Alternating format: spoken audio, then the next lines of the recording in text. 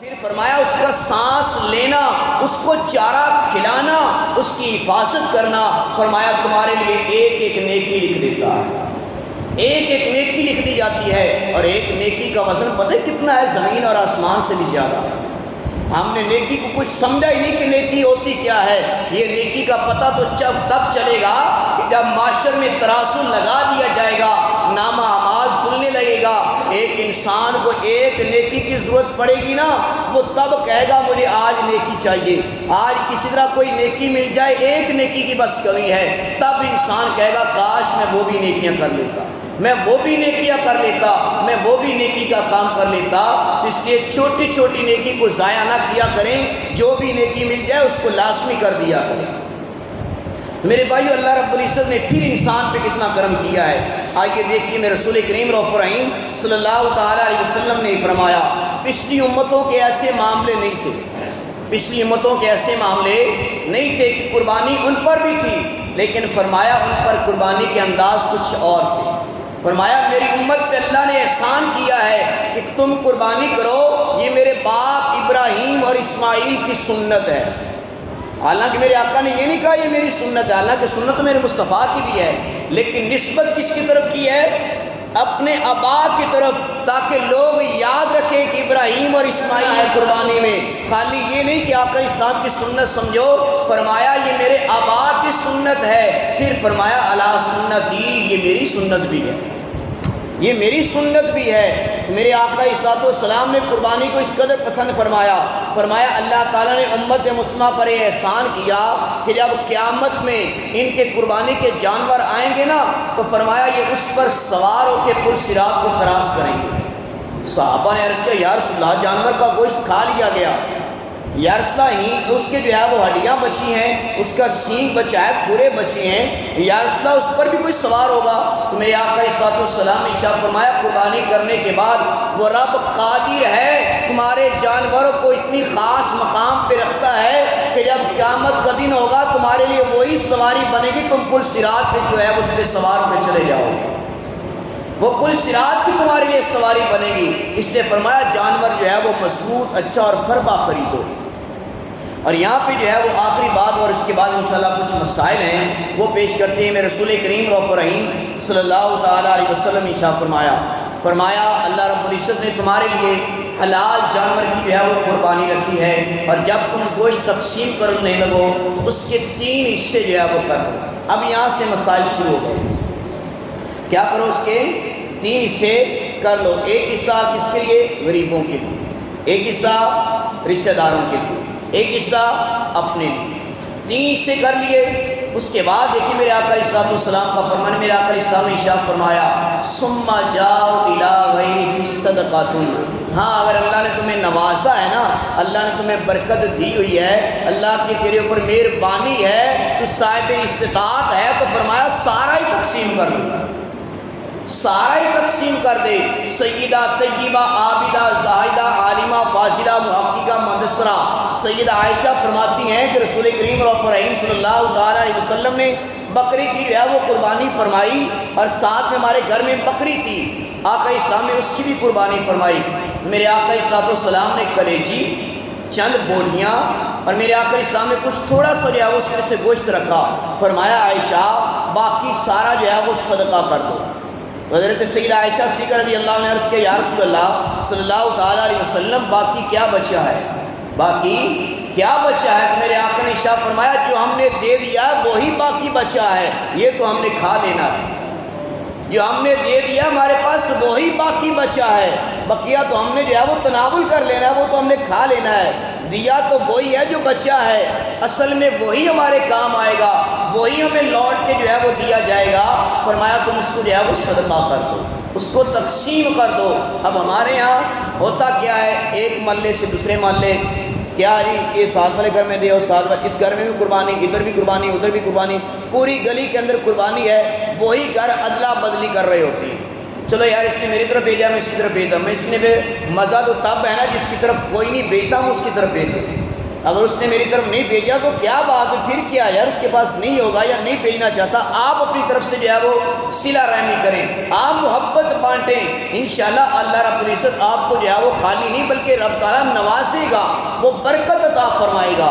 تو یہ نہیں ہے کہ ادلا بدلی پہ بس رہیں کہ زید نے بھیجا ہے تو بکر بھی بھیجے، بکر نے بھیجا زید نے بھیجے، نہ، کوشش کریں ہر گھر میں جو ہے وہ پہنچانا لازمی نہیں، ہر گھر میں پہنچانا لازمی نہیں، آپ 3 گھروں میں دے دیں، 4 گھروں میں دیں، لیکن دے اتنا کہ کم از کم وہ 2 وقت وہ بھی کھا سکیں، وہ بھی بیچارے جو ہیں وہ اپنی ہنڈیا بنا سکیں۔ کتنے لوگ ایسے سارا سال گوشت خرید کے کھا سکتی ہیں، لیکن کتنے لوگ ایسے بھی ہیں جو صرف عید کے عید کھاتے ہیں، اور کچھ ایسے سفید پوش بھی ہیں کہ جو لینے کے لیے کہیں نہیں جاتے، کسی کو کہتے تک نہیں ہیں، لوگوں کے سامنے صاف ستھرے کپڑے پہن کے آئیں گے، ہنسی مذاق بھی کریں گے، بیٹھیں گے بھی، لیکن جب گھر میں جاتے ہیں بیچارے رو رہے ہوتے ہیں، ان کے پاس جو ہے وہ گھر میں کھانے پکانے کے لیے کچھ نہیں ہوتا، صرف اپنا درد چھپانے کے لیے وہ لوگوں کے پاس اس لیے جاتے کہ لوگ یہ نہ سمجھے یار بہت غریب ہو گیا ہے، لوگ یہ نہ سمجھے یار بہت پریشان ہو گیا ہے۔ لیکن افسوس اس بات کا ہے، میرے رسول کریم رؤوف رحیم صلی اللہ تعالیٰ علیہ وسلم نے فرمایا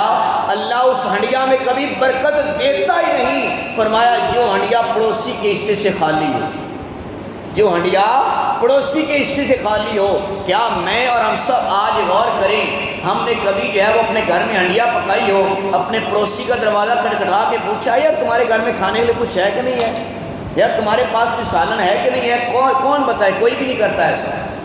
کیوں؟ کوئی مانگنے آ بھی جائے تو بڑی مشکل سے ڈر ڈر کے ڈال کے دے رہے ہوتے ہیں، ہمارے پاس پہلے ہی کم ہے۔ تو اس لیے خدارہ اپنے اندر جو ہے وہ یہ استطاعت کی اور ذہن جو ہے وہ پیدا کریں۔ اور یہاں پہ اکثر ایک بات میں کرتا رہتا ہوں کہ اللہ رب العزت نے پوری گلی ہے نا، پوری گلی ہو اور پوری گلی میں ایک سیٹھ صاحب ہوں، ایک چودھری صاحب ہوں، ان کے پاس مال زیادہ ہو، پوری گلی جو ہے وہ بیچاری جو ہے وہ اس قدر نہیں ہے امیر ترین، بالکل ہلکا پھلکا ان کا نظام ہے، وہ بیچارے اپنا معاملہ بڑی مشکل سے چلاتے ہیں، لیکن سیٹھ صاحب کا بنگلہ بڑا ہے، سیٹھ صاحب کا عالی شان گھر ہے، اللہ رب العزت نے نوازا ہے، گاڑیاں ہیں، سب کچھ ہے، لیکن پورے محلے کے اندر کوئی اس کے برابر کا نہیں۔ اب سیٹھ صاحب یہ نہ سمجھیں کہ میں بہت بڑا امیر کبیر ہوں، میرے پلے کچھ نہیں ہے، بلکہ پوری گلی کی ذمہ داری اللہ نے اس سیٹھ پہ ڈالی ہے، کیونکہ ان کے حصے کا بھی جو ہے وہ اللہ تعالیٰ اس بندے کو دے رہا ہے تاکہ یہ بندہ لوگوں کے اندر تقسیم کرے۔ اللہ نے تقسیم کے انداز بنائے ہیں تاکہ عمراء جو ہیں وہ فقراء پر خرچ کریں، ان کی دعائیں لیں، ان کی دعاؤں کی برکت سے رب تعالیٰ اور عطا فرماتا ہے۔ اور یاد رکھیں کھانا آپ نے وہی ہے جو آپ کے حصے کا ہے، ملنا آپ کو وہی ہے جو آپ کے حصے کا ہے۔ کتنی مرتبہ ایسا ہوا ہے، ہم نے دیکھا ہے، میں نے تو دیکھا ہے، آپ کی خبر نہیں، میں نے دیکھا ہے عید کے 10ویں روز 15ویں روز لوگ جو ہے وہ گوشت جو ہے وہ پھینک رہے ہوتے ہیں معاذ اللہ گندگی پہ، قربانی کا پاکیزہ اور صاف گوشت وہ گندگی پھینک رہے ہوتے، کیا جی لائٹ چلی گئی، فریج 2 دن نہیں چلی، 3 دن نہیں چلی، گوشت خراب ہو گیا۔ پر یہی اگر آپ کسی غریب کو اٹھا کے دے دیتے، اس کے منہ سے کتنے پیارے تیرے کلمات نکلے، اللہ اس کو اس رزق میں برکت دے دے، اللہ اس کے گھر میں خیر کر دے، میرے مالک اس پر مہربانیاں کر دے، اس کی پریشانیاں دور کر دے۔ ایک آمین نہ جانے کتنے گھروں کا جو ہے وہ چولہا بھی جلاتی ہے اور انسان کو راحت اور سکون بھی بخشتی ہے۔ تو اس لیے ذرا غور کریں، حضرت سیدنا عمر بن عبدالعزیز آپ فرماتے ہیں کہ 6 لاکھ لوگوں نے حج کیا ایک مرتبہ، لیکن ایک موچی حج کرنے کے لیے نہ آیا، دراز سے پیسے جمع کر رہا تھا، خبر ملی تھی کہ ایک موچی جو ہے وہ نہیں آیا، کہا گیا کہ اللہ رب العزت نے آج کسی کا حج قبول نہیں کیا۔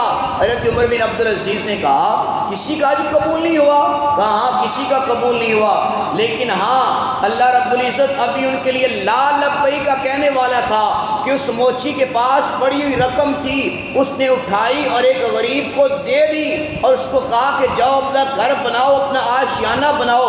اللہ کو اس کی بات اتنی پسند آئی کہ رب تعالیٰ نے اس کی برکت سے تمہارے حج کو قبول کر لیا۔ تو رب تعالیٰ جو ہے وہ اشارے دیکھتا ہے، وہ دلوں کو دیکھتا ہے کہ یہ دل کا کتنا پاکیزہ ہے، یہ دل کا کتنا سخی ہے۔ گھر بڑا ہے، عالی شان ہے، سخی نہیں کہا جائے گا۔ سخی وہ ہوتا ہے جو دل کا سخی ہو، سخی وہ ہوتا ہے جو اللہ کی راہ میں خیرات کرنے والا ہو، اس کو سخی کہا جاتا ہے، اس کو مالدار اور امیر کہا جاتا ہے۔ خالی بڑی بڑی گاڑیوں پہ گھومنے والے کو امیر نہیں کہا جائے گا۔ اور یاد رکھے، جو شخص اللہ کے گھر سے دور ہے، اللہ کی رحمت سے دور ہے، اللہ کے گھر میں آنا اسے نصیب نہیں، لیکن اس کے پاس بڑے بڑے بنگلے ہیں، تو یاد رکھے یہ اللہ کی طرف سے اسے ڈیل ہے، یہ اللہ کی طرف سے اسے کیا ہے؟ ڈیل ہے کہ رب تعالیٰ ڈیل دیے جا رہا ہے، یہ بندہ جو ہے وہ اسی طرح رہے، اس کو توبہ کی توفیق نہ ملے گی، اسی حالت میں مر جائے۔ تو اس لیے کبھی ایسی روزی کی دعا ہرگز نہ کرنا، کبھی بھی ایسے رزق کی دعا نہ کرنا جو آپ کو اللہ کی یاد سے غافل کر دے۔ ہمیشہ اس رزق کی دعا کرنا، میرے مالک مجھے وہ کھلا جو لقمہ حلال ہو اور تیری بارگاہ میں مجھے لانے والا ہو، تیری بارگاہ میں مجھے سجدے میں جھکائے رکھے، تیرا شکر ادا کرنے والا مجھے بنائے، اور میں دکھیوں کا دکھیارا بنوں، غریبوں کا ہمدرد بنوں۔ اس طرح کی رزق کی دعا کیا کریں، اور پھر یہ دعا کیا کریں کہ اللہ یہ جو میں نے رزق کھایا ہے نا، یہ تو نے مجھے آج رزق دیا ہے، 3 وقت کا میں نے کھانا کھایا ہے، میرے مالک مجھے اس سے جو طاقت ملے گی نا، اس طاقت کو مجھے اپنی راہ میں خرچ کرنے کی بھی توفیق دے، دین کے کاموں میں بھی خرچ کرنے کی توفیق دے۔ جب یہ نیت کریں گے نا تو یہ کھانا بھی تمہارے لیے پاکیزہ ہوگا، تمہارا بیٹھنا بھی پاکیزہ ہوگا، تمہارا اٹھنا بھی پاکیزہ ہوگا، رب کی برکت بھی شامل ہوگی۔ تو خدارا اپنے ذہنوں کو تھوڑا سا جو بس بدلنے کی کوشش کریں، انشاءاللہ نظام خود بخود بدل جائے گا۔ تو اگلا مسئلہ سنیں، میرے آقا صلی السلام نے ارشاد فرمایا تمہارے لیے اللہ رب العزت نے جانور کے اندر جو ہے وہ 7 چیزیں حرام کر دی ہیں، جانور کے اندر 7 چیزیں اللہ رب العزت نے حرام کر دی ہیں۔ اب یہاں پہ دیکھیں، سب سے پہلے ہے رگوں کا خون۔ ہمارے یہاں اکثر جو ہے وہ شروع سے ہی ابھی تک بھی کچھ گھروں میں یہ ایک جو ہے وہ مٹی نکالو، ٹویا کھودو، اس کے پاس جا کے جو ہے وہ جانور کو ذبح کرو۔ کیا یہ خون نالی میں نہیں جانا چاہیے؟ بھائی کوئی حرج کی بات نہیں ہے، خون جہاں جاتا ہے آپ اسے بھیج دیں، پانی سے اسے نکال دیں، کیونکہ وہ ناپاک ہے، کپڑوں کو لگ جائے گا، آپ اس سے نماز ادا نہیں کر سکتے، اس میں کوئی حرج کی بات ہے نہیں۔ ہاں کچھ لوگ اہل محبت ہوتے ہیں، ان کو قربانی کے جانور سے محبت ہے، وہ نہیں چاہتے محبت میں کہ خون جو ہے وہ نالیوں کے اندر جائے، اس میں حرج کی بات بھی نہیں ہے۔ لیکن یہ نہیں کہ بندہ اسمیش میں پڑ جائے، یار اس سے کئی لے کر آنا، اس سے سبل لے کر آنا، فلاں لے کر آنا، اسمیش میں نہ پڑیں، بلکہ آسانی ہے تو کر لیں، نہیں تو اسی طرح ہی آپ جو ہے وہ جانور کو ذبح کریں۔ اب یہاں پہ اس کے بعد جو ہے وہ یاد رکھیں، پتا یہ منع ہے، یہ حرام ہے، جانور کا پتا کیا ہے؟ حرام ہے۔ اسی طرح اس کا مثانہ یہ بھی حرام ہے۔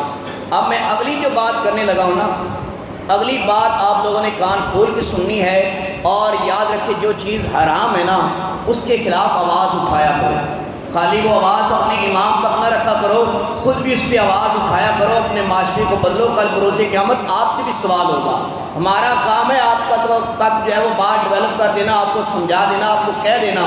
اب ذمہ داری معاشرے کی ہے کہ معاشرہ کتنا اس پہ عمل کرتا ہے۔ وہ ہے کپورے کھانا مطلقاً حرام ہے، لیکن ہمارے ہاں جانوروں کی اس طرح جو ہے وہ کسائیوں نے لٹکائے ہوتے ہیں کہ پتہ نہیں اس کو دیکھنے سے جو ہے وہ جانور بکے گا نہیں یا پتہ نہیں چلے گا، لیکن وہی کپورے بعد میں کاٹ کے جو ہے وہ دیے جا رہے ہوتے ہیں۔ یاد رکھیں اس کا کھانا حرام ہے، جس کا کھانا حرام ہے مجھے سمجھ نہیں آتی لوگ اس کو خرید کیسے رہے ہیں۔ تو اس لیے خدا اس چیز سے جو ہے وہ بچیں اور بچائیں، جو بھی کسائی اس طرح کرے اسے کہ پہلے اس کو ختم کر پھر گوشت دوں گا۔ آپ 4 دن بائی کاٹ کریں، انشاءاللہ کسائیوں کی عقل ٹھکانے آ جائے گی۔ یہ انشاءاللہ ایسا کام نہیں کریں گے۔ تو میں سمجھتا ہوں کہ جو لوگ یہاں پہ کام کرتے ہیں، بیٹھے ہوں گے کچھ لوگ، تو وہ سمجھیں گے اور شریعت کے مسئلے کو انشاءاللہ اس پہ عمل بھی کریں گے کہ ہمارے نبی کا فرمان ہے۔ اس کے بعد جانور کا جو ہے وہ اگلا پچھلا جو حصہ ہوتا ہے اس کی ناپاکی والا، اس کا کھانا حرام ہے۔ اسی طرح گردن کے درمیان جو ہے وہ غدود ہوتے ہیں، یہ غدود کھانا حرام مغز ہوتا ہے، ایک پٹھوں میں ہوتا ہے اور ایک جو ہے وہ دماغ کے ساتھ ہوتا ہے۔ ان حرام مغز کا کھانا جو ہے وہ منع ہے۔ ہمارے یہاں اکثر وہ سفید رنگ کا ایک نا بالکل عجیب سا ایک نا بنی ہوتی ہے نالی سی، سفید رنگ کی، نہ اس کے اندر کوئی چیز جاتی ہے نہیں، بلکہ وہ سفید سی نالی ہوتی ہے، وہ سارا حرام مغز کا بنا ہوتا ہے، اس کو لازمی جو ہے وہ آپ نے کاٹ لینا ہے۔